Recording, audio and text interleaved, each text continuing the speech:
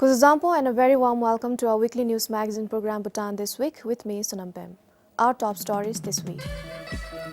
Upcoming National Assembly session to discuss numerous taxation legislations.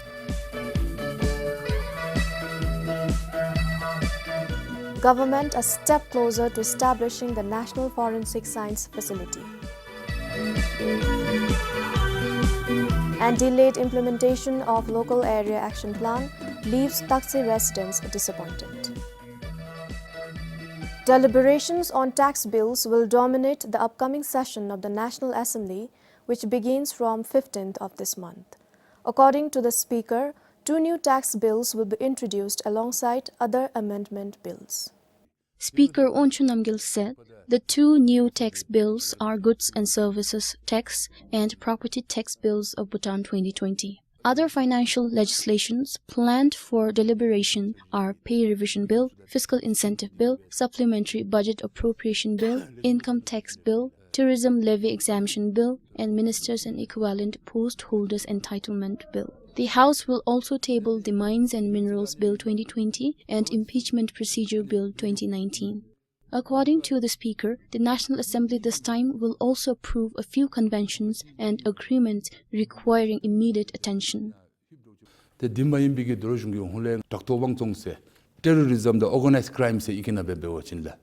Apart from the deliberations on taxes and bills, we will be also discussing and endorsing the agreement on terrorism and organized crime practiced in the BIMSTEC region. Similarly, we will be endorsing the Convention on SAC Development Fund.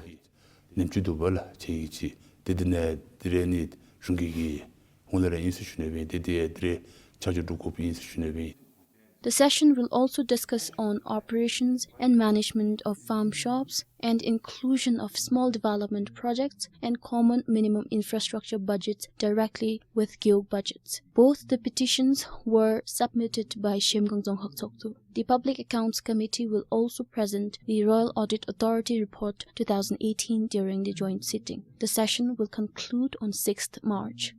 For Pimatong, Samson Dolker, BBS News. A National Technical and Vocational Education and Training Council is expected to come in place by July this year. Establishing the council was one of the recommendations the National Council's Special Committee for Tibet made last year. The Tibet Council was recommended with an objective to provide an overall policy direction and strategic guidance for the development of Tibet sector in the country. The development was shared during the hearing on the recommendations the Special Committee conducted with the Labour Ministry today.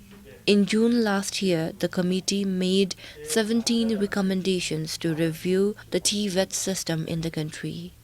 It was put under 5 broad categories of governance and leadership, professional development, diversification of courses and curriculum, enhancing industrial linkages and collaborations, and on resources.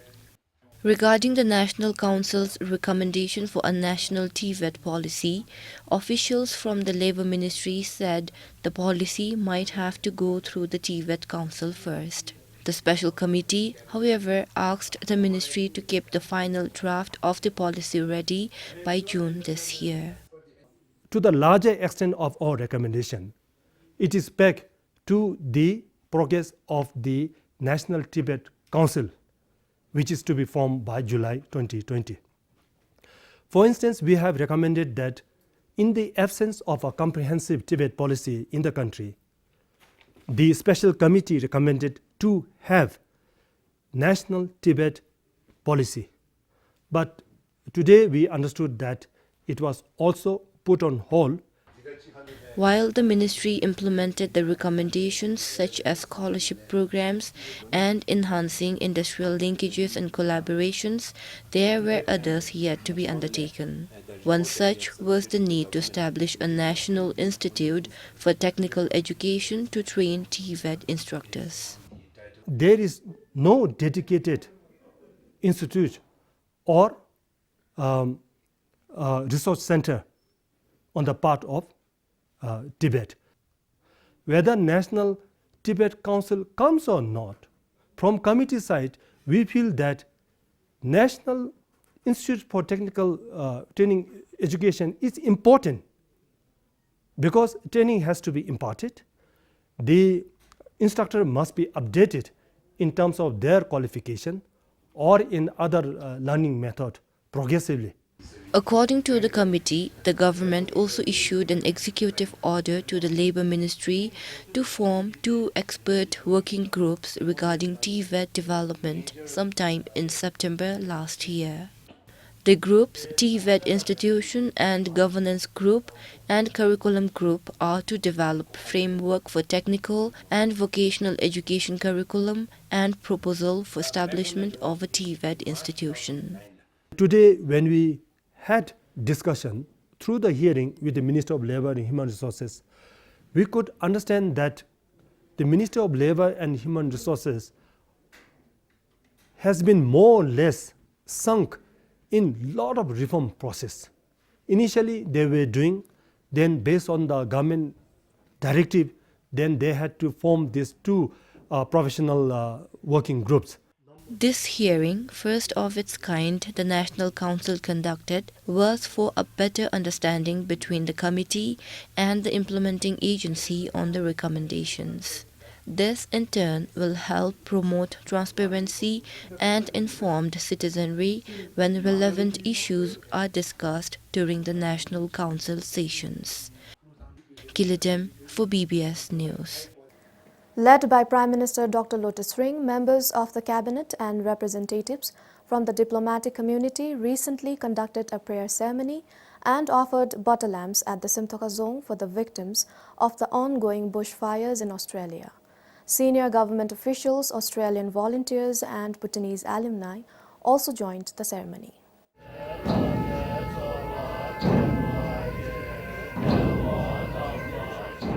The Prime Minister also wrote to his Australian counterpart expressing solidarity. Besides, Dr. Lotus Singh has asked the Lechu Lebe of the Central Monastic Body to conduct prayers in all rabdes across the country for Australia and its people.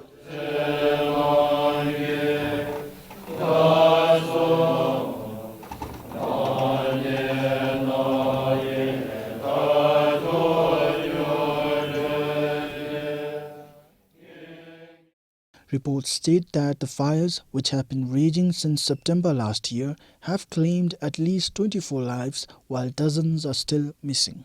Nationally, the disaster has affected more than 6.3 million hectares of land. According to the Foreign Ministry, so far, no Bhutanese have been affected in the crisis. The Royal Bhutanese Embassy in Bangkok is in constant touch with the representatives of Bhutanese communities in Australia. This is Pasang Doji for BBS News. The Tourism Council of Bhutan is currently carrying out drug tests for all tourist guides in the country. 2 guides have so far been tested positive for drugs. The mandatory drug test, which started from December, is being carried out in collaboration with Bhutan Narcotics Control Authority. From around 4,000 registered tourist guides in the country, more than 950 have so far undergone the test. According to TCB, this will help maintain a drug-free tourism sector and support the nation's effort to curb drug abuse. As per the Tourist Guide's Code of Conduct in the Tourism Rules and Regulation 2017, a guide shall at no given time be under the influence of alcohol or narcotics, cigarettes or any other banned substances. Meanwhile, the 2 guides who tested positive have had their licenses suspended and have been handed over to BNCA for treatment and counseling. The reissuance of their licenses, according to TCB, will depend on receipt of the treatment completion letter from BNCA. The drug test will help detect 10 different types of drugs. TCB hopes to complete the test for the remaining tourist guides by the end of February. Bimasaldun Singh, BBS News. All concerned agencies and authorities agreed to have a common laboratory services in the form of a national forensic science facility. The consensus was arrived at during the consolidation meeting towards establishing such a facility held recently. According to the Prime Minister, as of now, all the concerned agencies in the country are working in silos.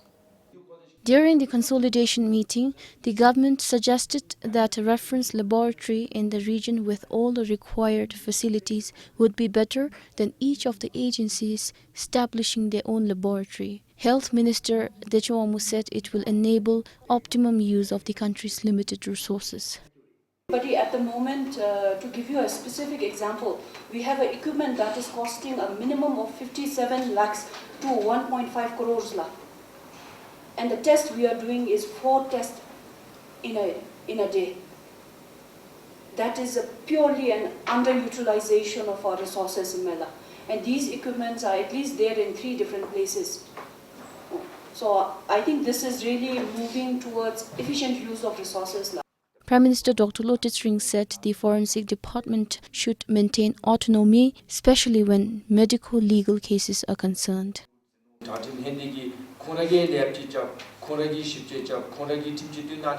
If the judiciary opens a forensic lab and carries out investigation to render judgment, then it would be convenient. Similarly, if the police have their own laboratory, the test results expected could be at their discretion. The case could be same when the government is involved. If some big cases are being investigated, the government could do anything to alter the forensic test results. The urgency to have such a forensic science facility had been there since long, as millions of ngitum were spent from the government coffer to send samples outside the country for forensic tests. Today, the Forensic Medicine Department at the Jigme-dorji Onchon National Referral Hospital provides such services to the relevant authorities. It was established in 2005 and is currently run by 6 health personnel. According to the hospital's website, the department in 2017 provided services in the examination of 19 cases involving perpetrators of crime, 12 cases of expert opinions to the courts of law, 53 cases of unnatural death investigation, and 65 cases of sexual violence. Samdan Dolkar, BBS News. In an effort to improve availability, reliability, affordability, and accessibility of geospatial information of the country, the National Land Commission will develop a framework, the National Spatial Data Infrastructure. To this effect, the Gross National Happiness Commission and the Japan International Cooperation Agency JICA signed a project agreement. Officials from the Land Commission said although a geospatial portal was launched in 2014, lack of a proper framework resulted in poor utilization of the portal. Geospatial data refers to information that identifies the geographic location and characteristics of natural or constructed features and boundaries. The main objective is to encourage the use of geospatial information in the decision-making process. Right now we have a lot of data existing in different agencies, but in the absence of NSDF framework, we are not able to share the information among government agencies. That is also leading to a lot of duplication of government resources. And NSDI is a very important framework for the government of Bhutan. It's a common framework to be used, the digital map information for the Bhutanese many parties. After NSDI is developed and this one will implemented, in such occasion the digital information of digital map is useful for everybody of Bhutan, industry and rural development and much more. Today, there are over 30 agencies involved in creation of geospatial data and its use on a daily basis. When we have this framework developed, firstly, we will be able to develop national standards based on which different agencies can create data, based on which we can also share the data. Through this framework, we'll also have awareness of what data sets actually exist in different agencies. We'll also have mechanisms set up for sharing of this information online. So in the long run, I think this will not only encourage the use of geospatial information, but it will reduce the duplications of resources across various agencies. As part of the project implementation, experts from JICA will also help in capacity building of the Bhutanese officials involved. Kilidem for BBS News. With the opening of the mini dry port in Phinseling, obtaining customs clearances for all imports and exports has become convenient. But the fees being charged on vehicles entering the port have become an issue for the transporters. The mini dry port became operational after the second entry gate was opened for heavy vehicles last month.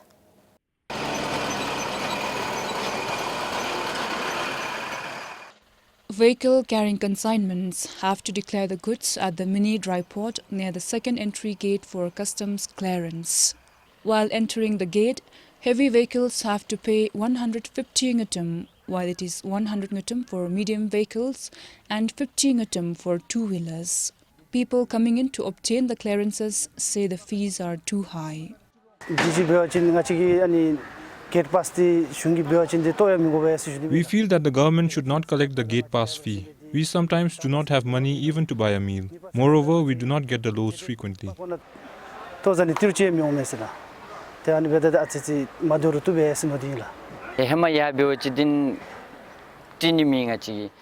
We did not have to pay a penny while entering the old custom office, but we have been made to pay money here. It is difficult for us, as we do not get work as much as before. According to Tumde, the fee was set as per recommendations by the ministry. The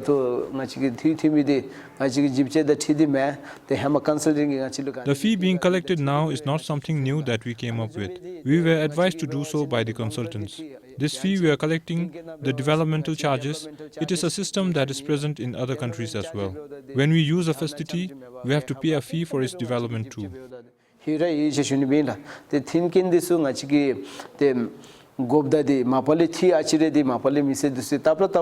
He added the mini dry port is currently being run on a pilot basis and that there will be introduction of more charges in the future, such as parking fees, weighing fees, as well as charges for storage, transshipment facility and equipment. The mini dry port was built to facilitate efficient trade system in the country. It was built at a cost of nearly 135 million ngutum. For Sonam Penjur in Phinseling, Bubkem for BBS News. Delay in the commencement of the local area action plan for taxi in Tongsa has left locals disappointed. A host of developmental activities have been included in the action plan, and locals were hoping for works to start in 2019. Maintenance of this stretch of road near the Taxi College of Language and Culture Studies with proper drainage was one of the several works included in the plans. Locals say the road, which stretches a few hundred meters, has been in a poor condition since as long as the college was opened. Along with this, people say they are waiting anxiously for many other activities to start. We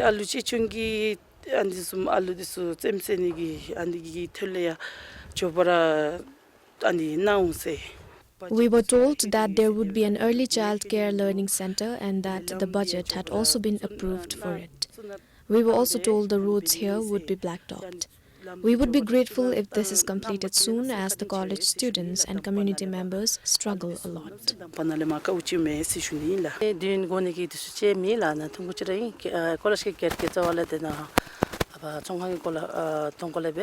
The road is short, so it won't take long. Even if they blacktop it, it is just 2 kilometers long. It would benefit us a lot if they also blacktop it at least till the Lhaga. We heard that the budget has also been received already. Officials say there were some issues which caused the delay, but with this now resolved, works are expected to start soon.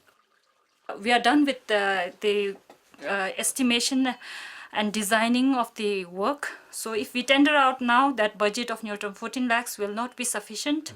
So we are planning to tender out towards the end of the financial year, and the remaining budget will be proposed in the next financial year to get it implemented in one package.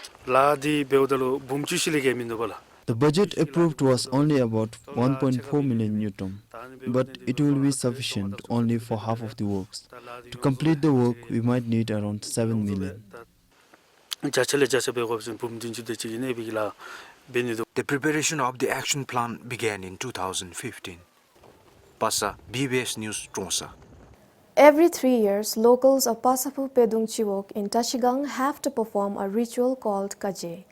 And this local ritual has to be conducted by Lemangs or Gomchins. But over the years, the community has been experiencing a shortage in Lemangs who can conduct the ritual. And locals fear this problem might eventually lead to a decline in the culture.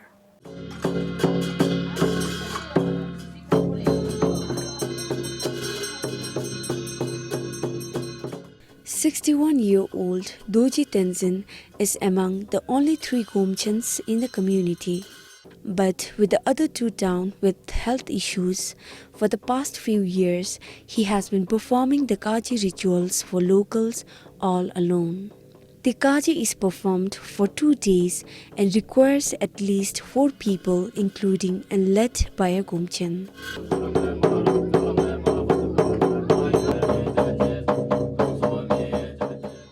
According to locals, the ritual is performed to pay tribute and offer prayers to local deities.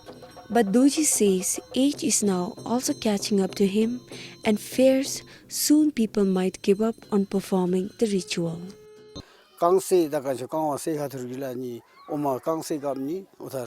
This Kanse in religious term basically means offering Suikha to the god, and Kaje means performing a ritual or rimro according to the instructions of Guru's 8 manifestations.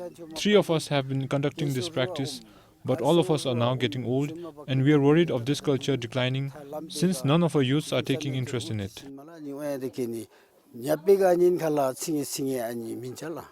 This year, Doji has a college student helping him with the main ritual and a few school students to perform the charm. But he says he still remains worried as most youths are uninterested in learning the rituals. It's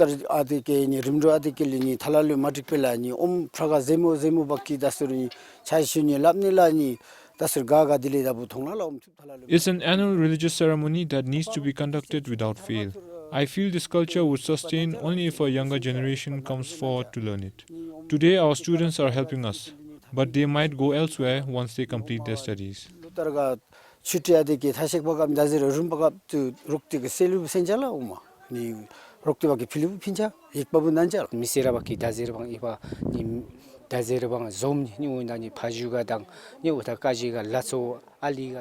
Our students are helping to Orfaju to conduct the ceremony during their holidays. We are also planning to meet with our public and discuss about how to work towards the development and improve this culture.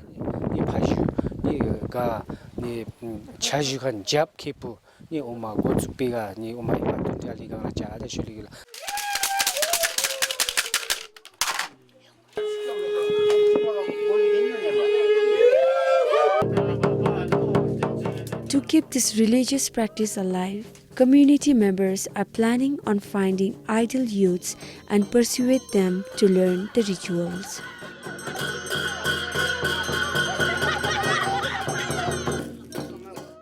For Changadoji in Tashigang, Pema Saldun Singh, BBS News. Football tradition in Gopini village of Sirang goes way back to 1977. It started with a seasonal football match popularly known as the Rolling Trophy played between Chiwok teams. Today, it is one of the most anticipated sporting events in the region. For many years, this event has brought people together regardless of their age, gender, culture and place. The crowd roared to the highest as the 2 finalist teams, Team Dikiling Chiog and Team Dangribu Me, entered the ground. Keeping their works aside for the day, people from as far as Nojangsa Chiog came to participate in the event either as a player or as a spectator.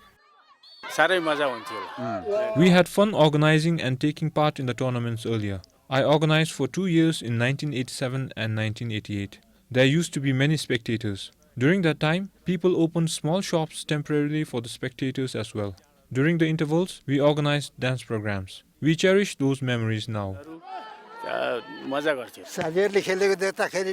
passion is still high. We get so engrossed in watching the players play. Sometimes we unknowingly kick and move ourselves.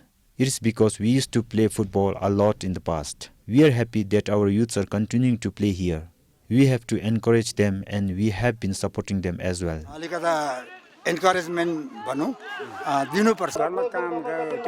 Like in the past, if there is a football match, we complete all our chores in advance and make time for the match. Even today, I collected fodder for my cattle and fed them early and then came to witness the football matches. Even if you don't get to play, it's always fun to watch others play football. I suggested to my friends about going to play in the artificial turf once, but no one agrees. Every year, the tournament draws in huge crowds who seem to enjoy each moment, and this, organizers say, is one of the main goals of the event.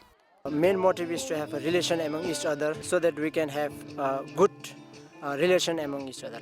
So I have mainly organized this tournament here in this Kopini primary school, mainly because the villagers out here are much more interested in such in here. Like here, in summer vacation also, the other organizer has to organize here. So I have organized here because the expenses the villager incurred is less compared to the town areas.